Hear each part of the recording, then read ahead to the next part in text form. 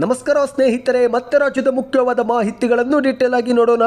ಕಾಂಗ್ರೆಸ್ ಗ್ಯಾರಂಟಿಯಲ್ಲಿ ಒಂದಾಗಿರುವ ಅನ್ನಭಾಗ್ಯ ಯೋಜನೆಯಲ್ಲಿ ದೊಡ್ಡ ಬದಲಾವಣೆ ಮಾಡಲು ಮುಂದಾದ ಸರ್ಕಾರ. ಫಲಾನುಭವಿಗಳಿಗೆ ಅಡುಗೆ ಎಣ್ಣೆ, ಬೇಳೆ, ಸಕ್ಕರೆ ಸೇರಿದಂತೆ ಫುಡ್ ಕಿಟ್ ಕೊಡಲು ಸರ್ಕಾರದ ಚಿಂತನೆ. ಮತ್ತೊಂದೆಡೆಯಲ್ಲಿ ರಾಯಚೂರಲ್ಲಿ ಭೀಕರ ಅಪಘಾತ ಸಂಭವಿಸಿದೆ. ಸಾರಿಗೆ ಬಸ್ಸು ಮತ್ತು ಶಾಲಾ ಬಸ್ ನಡುವೆ ದೊಡ್ಡ ಅಪಘಾತ. ಮೃತಪಟ್ಟ ಮಕ್ಕಳ ಕುಟುಂಬಕ್ಕೆ ಪರಿಹಾರ ಘೋಷಣೆ ಮಾಡಿದ ಸರ್ಕಾರ. ಏನಿದು ಮಾಹಿತಿ? ವಿಡಿಯೋನ ಪೂರ್ತಿಯಾಗಿ ನೋಡಿ ಸ್ನೇಹಿತರೆ. ಇನ್ನು ಸಂಗೊಳ್ಳಿ ರಾಯಣ್ಣವರಿಗೆ ಹೋಲಿಸಿ ಮೂಲಕ ಸಿಎಂ ಅವರು ಸೂಚನೆ ಕೊಟ್ಟಿದ್ದಾರೆ. ಸಿಎಂ ಅವರಿಗೆ ಒಳಗಿನವರೇ ಶತ್ರು ಇರುವುದು ಅವರಿಗೆ ಗೊತ್ತಾಗಿದೆ ಎಂದು ಎಚ್.ಡಿ. ಕುಮಾರಸ್ವಾಮಿ ಅವರ ಹೇಳಿಕೆ. ಎಲ್ಲ ಮಾಹಿತಿಗಳನ್ನು ನೋಡೋಣ.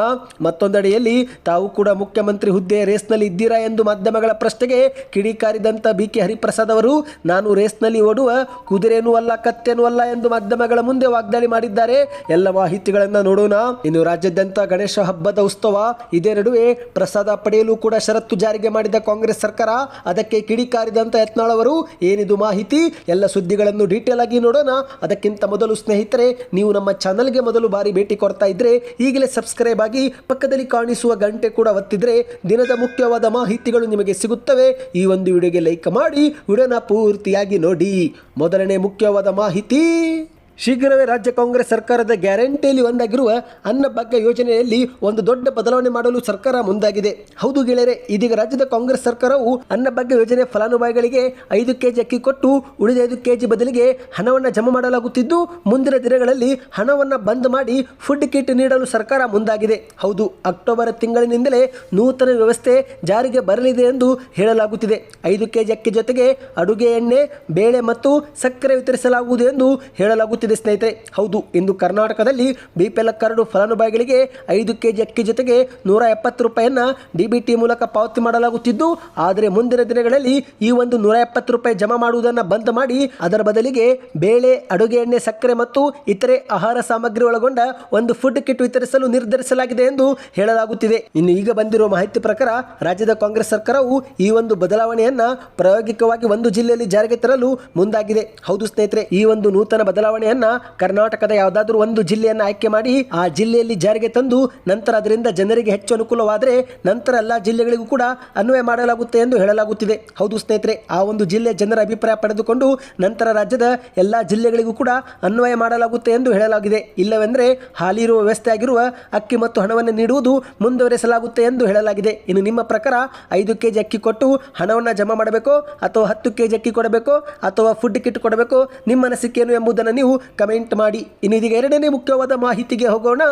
ಇತ್ತೀಚೆಗೆ ಶಿಕ್ಷಕರ ದಿನಾಚರಣೆ ಎಂದು ರಾಯಚೂರು ಜಿಲ್ಲೆಯ ಮಾನ್ವಿ ತಾಲೂಕಿನ ಕಪ್ಪಗಲ್ ಬಳಿ ಒಂದು ದುರ್ಘಟನೆ ನಡೆದಿದೆ. ಶಾಲಾ ವಾಹನ ಮತ್ತು ಸಾರಿಗೆ ಬಸ್ ಡಿಕ್ಕಿಯಾಗಿ 18ಕ್ಕೂ ಹೆಚ್ಚು ಮಕ್ಕಳು ಗಂಭೀರವಾಗಿ ಗಾಯಗೊಂಡಿದ್ದಾರೆ. ಕೇವಲ ಅಷ್ಟು ಮಾತ್ರವಲ್ಲದೆ 2 ವಿದ್ಯಾರ್ಥಿಗಳು ತಮ್ಮ ಪ್ರಾಣವನ್ನೇ ಕಳೆದುಕೊಂಡಿದ್ದು, 3 ವಿದ್ಯಾರ್ಥಿಗಳು ತಮ್ಮ ಕಾಲನ್ನು ಕೂಡ ಕಳೆದುಕೊಂಡಿದ್ದಾರೆ ಎಂದು ಹೇಳಲಾಗುತ್ತಿದೆ. ಹೌದು ಗೆಳೆಯರೆ, ಕಪ್ಪಗಲ್ನಿಂದ ಮಾನ್ವಿ ಕಡೆಗೆ ಹೊರಟಿದ್ದಂಥ ಖಾಸಗಿ ಶಾಲಾ ವಾಹನದಲ್ಲಿ 38ಕ್ಕೂ ಅಧಿಕ ಮಕ್ಕಳು ಪ್ರಯಾಣಿಸುತ್ತಿದ್ದರು.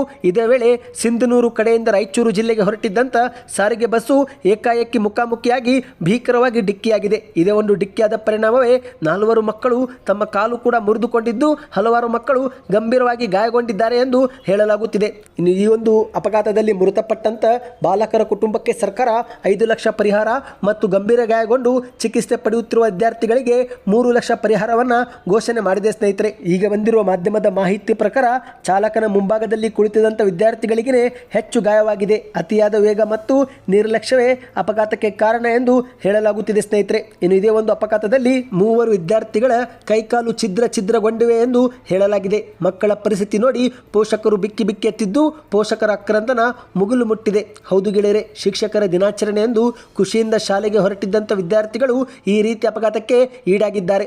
ಚಾಲಕನ ನಿರ್ಲಕ್ಷ್ಯದಿಂದಲೇ ವಿದ್ಯಾರ್ಥಿಗಳಿಗೆ ಈ ಕಷ್ಟ ಎದುರಿಸುವಂತಾಗಿದೆ ಎಂದು ಹೇಳಲಾಗುತ್ತಿದೆ. ಇನ್ನು ಇದೇ ಒಂದು ಅಪಘಾತದಲ್ಲಿ 3 ವಿದ್ಯಾರ್ಥಿಗಳು ಕಲಿಯುವ ವಯಸ್ಸಿನಲ್ಲೇ ತಮ್ಮ ಕೈಕಾಲು ಕಳೆದುಕೊಂಡಿದ್ದು, ಇದನ್ನು ನೋಡಿದಂಥ ಪೋಷಕರು ಬಿಕ್ಕಿ ಬಿಕ್ಕಿ ಎತ್ತಿದ್ದಾರೆ. ಸ್ನೇಹಿತರೆ, ಇನ್ನು ಈಗ ಬಂದಿರುವ ಮಾಹಿತಿ ಪ್ರಕಾರ ಈ ಒಂದು ಎಲ್ಲ ಗಾಯಾಳು ವಿದ್ಯಾರ್ಥಿಗಳನ್ನ ರಾಯಚೂರಿನ ರಿಮ್ಸ್ ಆಸ್ಪತ್ರೆಯಲ್ಲಿ ಚಿಕಿತ್ಸೆ ಕೊಡಿಸುವುದು ಮುಂದುವರಿಸಿದ್ದು, ಚಿಕಿತ್ಸೆಗೆ ಸ್ಪಂದಿಸುತ್ತಿರುವ ಮಕ್ಕಳನ್ನ ವಾರ್ಡ್ಗಳಿಗೂ ಕೂಡ ಶಿಫ್ಟ್ ಮಾಡಲಾಗಿದೆ ಎಂದು ಹೇಳಲಾಗಿದೆ. ಇದೊಂದು ಶಾಕಿಂಗ್ ಸುದ್ದಿ ಆಗಿತ್ತು ಸ್ನೇಹಿತರೆ. ಇನ್ನೀಗ ಮತ್ತೊಂದು ಮುಖ್ಯವಾದ ಮಾಹಿತಿಗೆ ಹೋಗೋಣ. ಈಗ ರಾಜ್ಯದ ಮುಖ್ಯಮಂತ್ರಿ ಸಿದ್ದರಾಮಯ್ಯ ಅವರಿಗೆ ಸ್ವಪಕ್ಷದವರೇ ಸಿಎಂ ಸ್ಥಾನದಿಂದ ಅವರನ್ನು ಕೆಡವಲು ಪ್ರಯತ್ನ ಮಾಡುತ್ತಿರುವುದು ಸ್ಪಷ್ಟವಾಗಿದ್ದು, ಖುದ್ದು ಸಿದ್ದರಾಮಯ್ಯನವರೇ ಈ ರೀತಿ ಆರೋಪ ಮಾಡಿದ್ದಾರೆ ಎಂದು ಕೇಂದ್ರದ ಸಚಿವ ಎಚ್.ಡಿ. ಕುಮಾರಸ್ವಾಮಿ ಅವರು ಬೆಂಗಳೂರಲ್ಲಿ ಮಾಧ್ಯಮಗಳ ಮುಂದೆ ಮಾತನಾಡಿದ್ದಾರೆ. ಹೌದು ಗೆಳೆಯರೆ, ಇತ್ತೀಚೆಗೆ ಮುಖ್ಯಮಂತ್ರಿ ಸಿದ್ದರಾಮಯ್ಯನವರು ಕಾರ್ಯಕ್ರಮವೊಂದರಲ್ಲಿ ವೇದಿಕೆ ಮೇಲೆ ಮಾತನಾಡುವಾಗ ಈ ಒಂದು ಹಿಂದೆ ಸ್ವಾತಂತ್ರ್ಯ ಪೂರ್ವದಲ್ಲಿ ಸಂಗೊಳ್ಳಿ ರಾಯಣ್ಣವರನ್ನ ನಮ್ಮವರೇ ಬ್ರಿಟಿಷರಿಗೆ ಹಿಡಿದುಕೊಟ್ಟು ದೇಶದ್ರೋಹದ ಕೆಲಸ ಮಾಡಿದ್ರು, ಅದೇ ರೀತಿ ಈಗಲೂ ನಮ್ಮ ವಿರುದ್ಧ ಒಳಗಿನವರೇ ಷಡ್ಯಂತ್ರ ಮಾಡ್ತಿದ್ದಾರೆ ಎಂದು ಸಿಎಂ ಅವರು ಹೇಳಿಕೆಯನ್ನು ಕೊಟ್ಟಿದ್ರು. ಇದೇ ಒಂದು ಹೇಳಿಕೆಯನ್ನು ಇದೀಗ ಎಚ್.ಡಿ. ಕುಮಾರಸ್ವಾಮಿ ಅವರು ಮಾಧ್ಯಮಗಳ ಮುಂದೆ ಸ್ಪಷ್ಟಪಡಿಸಿದ್ದಾರೆ. ಈ ಒಂದು ಸಿದ್ದರಾಮಯ್ಯರ ಹೇಳಿಕೆ ಅರ್ಥ ವಿಪಕ್ಷದವರು ಯಾರು ಕೂಡ ಸಿಎಂ ವಿರುದ್ಧ ಷಡ್ಯಂತ್ರ ಮಾಡುತ್ತಿಲ್ಲ, ಅವರದ್ದೇ ಪಕ್ಷದವರು ಸಿಎಂ ವಿರುದ್ಧ ಷಡ್ಯಂತ್ರ ಮಾಡ್ತಿದ್ದಾರೆ ಎಂದೇ ಅರ್ಥ. ಇದನ್ನ ಸಿದ್ದರಾಮಯ್ಯರು ಆ ರೀತಿಯಲ್ಲಿ ಮಾತನಾಡಿದ್ದಾರೆ ಎಂದು ಕುಮಾರಸ್ವಾಮಿ ಅವರು ತಿಳಿಸಿದ್ದಾರೆ. ಹೌದು ಗೆಳೆಯರೆ, ಈಗ ಮುಖ್ಯಮಂತ್ರಿ ಸಿದ್ದರಾಮಯ್ಯರಿಗೆ ಅವರದ್ದೇ ಪಕ್ಷದ ಕೆಲವರು ಅವರನ್ನ ಸಿಎಂ ಸ್ಥಾನದಿಂದ ಕೆಡವಲು ಪ್ರಯತ್ನ ಮಾಡುತ್ತಿರುವುದು ಸ್ಪಷ್ಟವಾಗಿದೆ ಎಂದು ಕುಮಾರಸ್ವಾಮಿ ಅವರು ತಿಳಿಸಿದ್ದಾರೆ. ಯಾಕಂದ್ರೆ ಇಂದು ರಾಜ್ಯದಲ್ಲಿ ಕಾಂಗ್ರೆಸ್ ಪಕ್ಷದವರೇ ಮೂಢ ಹಗರಣವನ್ನ ಹೊರಗೆ ತಂದಿದ್ದಾರೆ. ಈ ಮೂಲಕ ಸಿಎಂ ಅವರನ್ನ ಕುರ್ಚಿಯಿಂದ ಕೆಳಗಿಳಿಸಲು ಪ್ರಯತ್ನ ಮಾಡ್ತಿದ್ದಾರೆ. ಈ ಒಂದು ಮಾಹಿತಿ ಇದೀಗ ಮುಖ್ಯಮಂತ್ರಿ ಅವರಿಗೆ ಗೊತ್ತಾಗಿದೆ. ಅದಕ್ಕೇನೆ ಸಿದ್ದರಾಮಯ್ಯವರು ತಮ್ಮನ್ನ ತಮಗೆ ರಾಯಣ್ಣವರಿಗೆ ಹೋಲಿಕೆ ಮಾಡಿಕೊಂಡು ತಮ್ಮದೇ ಪಕ್ಷದ ವಿರುದ್ಧ ಈ ರೀತಿ ಮಾತನಾಡಿದ್ದಾರೆ ಎಂದು ಕುಮಾರಸ್ವಾಮಿ ಅವರು ತಿಳಿಸಿದ್ದಾರೆ. ಇನ್ನಿದೀಗ ಮತ್ತೊಂದು ಮುಖ್ಯವಾದ ಮಾಹಿತಿಗೆ ಹೋಗೋಣ ಸ್ನೇಹಿತರೆ. ಅದಕ್ಕೂ ಮೊದಲು ನೀವು ವಿಡಿಯೋಗೆ ಲೈಕ್ ಮಾಡಿಲ್ಲವೆಂದರೆ ಲೈಕ್ ಮಾಡಿ, ಚಾನಲ್ಗೂ ಕೂಡ ಸಬ್ಸ್ಕ್ರೈಬ್ ಮಾಡಿ. ಇಂದು ಕರ್ನಾಟಕದ ರಾಜ್ಯ ರಾಜಕೀಯದಲ್ಲಿ ಮೂಢ ಹಗರಣ ಭಾರಿ ಸದ್ದು ಮಾಡಿದ್ದು ಮುಖ್ಯಮಂತ್ರಿ ಸಿದ್ದರಾಮಯ್ಯನವರನ್ನ ಇನ್ನಿಲ್ಲದಂತೆ ಕಾಡ್ತಾ ಇದೆ. ಮತ್ತೊಂದೆಡೆಯಲ್ಲಿ ಇದೇ ಒಂದು ಮೂಢ ಹಗರಣ ಹೊರಗೆ ಬರುತ್ತಿದ್ದಂತೆ ರಾಜ್ಯದಲ್ಲಿ ಸಿಎಂ ಬದಲಾವಣೆ ವಿಚಾರವೂ ಕೂಡ ಹುಟ್ಟಿಕೊಂಡಿದೆ. ಹೌದು ಸ್ನೇಹಿತರೆ, ಇತ್ತೀಚೆಗೆ ಕಾಂಗ್ರೆಸ್ ನಾಯಕರಾಗಿರುವ ಆರ್ ವಿ ದೇಶಪಾಂಡೆ ಅವರು ಕೂಡ ಮಾಧ್ಯಮಗಳ ಮುಂದೆ ಮಾತನಾಡುವಾಗ ನನಗೆ ಈಗ ಸಚಿವನಾಗಿ ಸಾಕಾಗಿದೆ, ಈಗೇನಿದ್ರು ಮುಖ್ಯಮಂತ್ರಿ ಆಗಬೇಕು, ಇನ್ನು ಸಿದ್ದರಾಮಯ್ಯನವರು ಅನುಮತಿ ಕೊಟ್ಟರೆ ನಾನು ಮುಖ್ಯಮಂತ್ರಿ ಆಗುತ್ತೇನೆ ಎಂಬ ಹೇಳಿಕೆಯನ್ನು ಕೊಟ್ಟಿದ್ರು. ಇನ್ನು ಮತ್ತೊಂದೆಡೆಯಲ್ಲಿ ಕೈಗಾರಿಕಾ ಸಚಿವರಾಗಿರುವ ಎಂ ಬಿ ಪಾಟೀಲ್ ಅವರು ಕೂಡ ನನಗೂ ಮುಖ್ಯಮಂತ್ರಿ ಆಗುವ ಆಸೆ ಇದೆ, ಆದರೆ ದುರಾಸೆ ಇಲ್ಲ ಎಂಬ ಹೇಳಿಕೆಯನ್ನು ಕೊಟ್ಟಿದ್ರು. ಇಂತಹ ಹೇಳಿಕೆಗಳ ನಡುವೆ ಮಾಧ್ಯಮದವರು ನೀವು ಕೂಡ ಮುಖ್ಯಮಂತ್ರಿ ಹುದ್ದೆಯ ರೇಸ್ನಲ್ಲಿ ಇದ್ದೀರಾ, ನೀವು ಕೂಡ ಮುಖ್ಯಮಂತ್ರಿ ಹುದ್ದೆಯ ಆಕಾಂಕ್ಷಿನ ಎಂದು ಕೇಳಿದಾಗ ಅದಕ್ಕೆ ಪ್ರತಿಕ್ರಿಯೆ ಕೊಟ್ಟಂತ ಬಿ.ಕೆ. ಹರಿಪ್ರಸಾದ್ ಅವರು ನಾನು ಯಾವ ರೇಸ್ನಲ್ಲೂ ಇಲ್ಲ, ನಾನು ರೇಸ್ನಲ್ಲಿ ಓಡುವ ಕುದುರೆನೂ ಅಲ್ಲ ಕತ್ತೆನೂ ಅಲ್ಲ ಎಂದು ಮಾಧ್ಯಮಗಳ ಮುಂದೆ ಕಿಡಿಕಾರಿದ್ದಾರೆ. ಹೌದು ಗೆಳೆಯರೆ, ಇನ್ನಿದೇ ನಡುವೆ ಮಾಧ್ಯಮದವರು ಮುಖ್ಯಮಂತ್ರಿ ಹುದ್ದೆ ಕುರಿತು ಕಾಂಗ್ರೆಸ್ ಪಕ್ಷದ ನಾಯಕರೇ ಒಂದೊಂದು ಹೇಳಿಕೆ ಕೊಡುತ್ತಿರುವ ಬಗ್ಗೆ ಕೇಳಿದಾಗ ಅದಕ್ಕೆ ಪ್ರತಿಕ್ರಿಯೆ ಕೊಟ್ಟಂತೆ ಇವರು ನೀವು ಮಾಧ್ಯಮದವರು ಪ್ರಶ್ನೆ ಕೇಳಿದಾಗ ನಾಯಕರು ಉತ್ತರ ನೀಡ್ತಾರೆ, ಅದಕ್ಕೆ ಏನು ಮಾಡೋದಕ್ಕೆ ಸಾಧ್ಯವಿಲ್ಲ, ಇನ್ನು ಮುಖ್ಯಮಂತ್ರಿ ಯಾರಾಗಬೇಕು ಎಂಬುದನ್ನು ಕಾಂಗ್ರೆಸ್ನ ಹೈಕಮಾಂಡ್ ತೀರ್ಮಾನ ಮಾಡುತ್ತದೆ ಹೊರತು ನಾವುಗಳಲ್ಲ ಎಂದು ತಿಳಿಸಿದ್ದಾರೆ. ಇನ್ನಿದೇ ನಡುವೆ ಬಿಜೆಪಿಯಲ್ಲಿ ಕೋವಿಡ್ನಲ್ಲಿ ಹಗರಣವಾಗಿದೆ ಎಂಬ ಒಂದು ಕುರಿತಂತೆ ತನಿಖೆ ಆಗ್ತಾ ಇದೆ ಎಂಬ ಬಗ್ಗೆ ಪ್ರತಿಕ್ರಿಯೆ ಕೊಟ್ಟಂತೆ ಇವರು ಕೋವಿಡ್ ಸಂದರ್ಭದಲ್ಲಿ ಡಾಕ್ಟರ್ ಸುಧಾಕರ್ ಅವರು ಆರೋಗ್ಯ ಮಂತ್ರಿ ಆಗಿದ್ರು. ಕೋವಿಡ್ನಿಂದ ಕರ್ನಾಟಕದಲ್ಲಿ 4 ಲಕ್ಷಕ್ಕೂ ಅಧಿಕ ಜನ ತಮ್ಮ ಪ್ರಾಣವನ್ನೇ ಕಳೆದುಕೊಂಡಿದ್ದಾರೆ.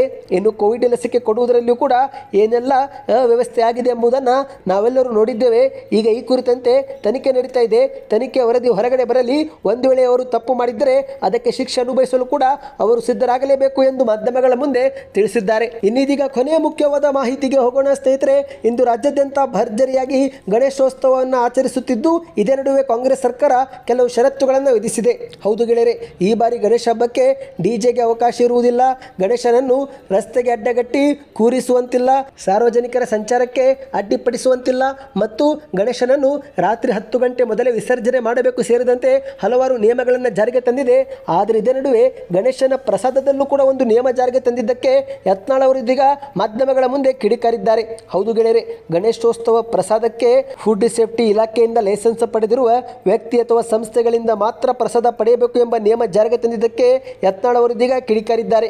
ಹಿಂದೂ ಹಬ್ಬಗಳನ್ನು, ಹಿಂದೂ ಆಚರಣೆಗಳನ್ನು ಹತ್ತಿಕ್ಕುವ ಪ್ರಯತ್ನ ರಾಜ್ಯ ಕಾಂಗ್ರೆಸ್ ಸರ್ಕಾರ ಮಾಡ್ತಿದೆ ಎಂದು ಯತ್ನಾಳ್ ಅವರು ಆಕ್ರೋಶವನ್ನು ವ್ಯಕ್ತಪಡಿಸಿದ್ದಾರೆ. ಜನತೆ ಮೇಲೆ ನಿಮಗೆ ಅಷ್ಟೊಂದು ಕಾಳಜಿ ಇದ್ದರೆ ಈ ಒಂದು ನಿಯಮವನ್ನು ಮೊದಲು ಹೋಟೆಲ್, ಡಾಬಾ, ಮಾಂಸ ಮಾರಾಟ ಮಾಡುವ ಅಂಗಡಿಗಳಲ್ಲಿ ಜಾರಿಗೆ ಮಾಡಬೇಕಾಗಿತ್ತು ಎಂದು ಕಿಡಿಕಾರಿದ್ದಾರೆ. ಹೌದು ಗೆಳೆಯರೆ, ಇಂದು ರಾಜ್ಯದಲ್ಲಿ ಗಣೇಶೋತ್ಸವವನ್ನು ಭರ್ಜರಿಯಾಗಿ ಆಚರಿಸುತ್ತಿದ್ದು ಇದೇ ನಡುವೆ ಕೆಲವು ಜಾಗದಲ್ಲಿ ಬೀದಿಗಳಲ್ಲಿ ಕಳಪೆ ಗುಣಮಟ್ಟದ ಉತ್ಪನ್ನಗಳನ್ನು ಉಪಯೋಗಿಸಿ ಅಡುಗೆ ಮಾಡಿ ಜನತೆಗೆ ಪ್ರಸಾದ ಎಂದು ಹಂಚವರು ಕೂಡ ಇದ್ದಾರೆ. ಆದರೆ ಸರ್ಕಾರ ಇದರಿಂದ ಜನರ ಆರೋಗ್ಯಕ್ಕೆ ತೊಂದರೆ ಆಗಬಾರದು ಎಂಬ ಕಾರಣಕ್ಕೆ ಲೈಸೆನ್ಸ್ ಪಡೆದವರಿಂದ ಮಾತ್ರ ಪ್ರಸಾದ ಖರೀದಿ ಮಾಡುವಂತೆ ನಿಯಮವನ್ನು ಜಾರಿಗೆ ಮಾಡಿದೆ. ಇದೇ ನಿಯಮಕ್ಕೆ ಯತ್ನಾಳ್ ಅವರು ಕಿಡಿಕಾರಿದ್ದಾರೆ. ಹಿಂದೂ ಹಬ್ಬಗಳನ್ನು ಸ್ವತಂತ್ರವಾಗಿ ಮುಕ್ತವಾಗಿ ಆಚರಣೆಗೆ ಅವಕಾಶ ಮಾಡಿಕೊಡದೆ ಈ ರೀತಿ ಷರತ್ತು ವಿಧಿಸುತ್ತಿರುವುದು ಸರಿಯಲ್ಲ ಎಂದು ಕಿಡಿಕಾರಿದ್ದಾರೆ. ಸ್ನೇಹಿತರೆ, ಇವತ್ತಿಗೆ ಇಷ್ಟೇ ಇತ್ತು. ಈ ಎಲ್ಲ ಮಾಹಿತಿಗಳು ಇಷ್ಟವಾಗಿದ್ದರೆ ವಿಡಿಯೋಗೆ ಲೈಕ್ ಮಾಡಿ. ಇದೇ ರೀತಿ ಹೆಚ್ಚಿನ ಮಾಹಿತಿ ಪಡಿಬೇಕಂದ್ರೆ ಚಾನಲ್ಗೆ ಸಬ್ಸ್ಕ್ರೈಬ್ ಮಾಡ್ತಾ ವಿಡಿಯೋನ ನಿಮ್ಮ ಗೆಳೆಯರಿಗೂ ಕೂಡ ಶೇರ್ ಮಾಡಿ ಮತ್ತು ಕಮೆಂಟ್ನಲ್ಲಿ ಸೂಪರ್ ನ್ಯೂಸ್ ಎಂದು ಕಮೆಂಟ್ ಮಾಡಿ.